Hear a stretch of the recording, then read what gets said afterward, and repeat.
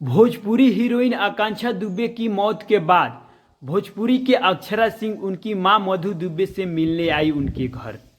जब उनकी मां से अक्षरा सिंह मिली तो आप इस वीडियो को देखकर आप भी भावुक हो जाएंगे और दिल दहलाने वाला ये वीडियो है, आपको देखकर हार्ट टच हो जाएगा। आपको बता दें कि अक्षरा सिंह मिलने के बाद उनकी मां से बोली कि आकांक्षा बहुत साहसी लड़की थी और अपने भोजपुरी इंडस्ट्री में बहुत मेहनत के बदौलत अच्छा कर रही थी। वो साहसी लड़की कैसे ऐसे कर सकती है। और इस तरह से उनकी बात हुई आकांक्षा दुबे की मां से, और वो बोल रही थी कि इस मामला को जांच होनी चाहिए और न्याय मिलना चाहिए।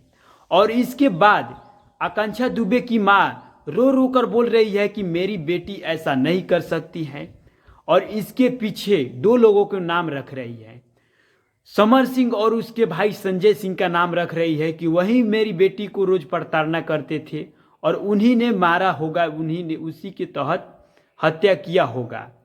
आपको बता दें कि वो रो रो कर आचरा फैलाकर मांग रही है। यूपी के सीएम योगी से वो दुआ कर रही है कि सीबीआई से इसकी जांच होनी चाहिए और इन दोनों को फांसी की सजा मिलनी चाहिए। खैर,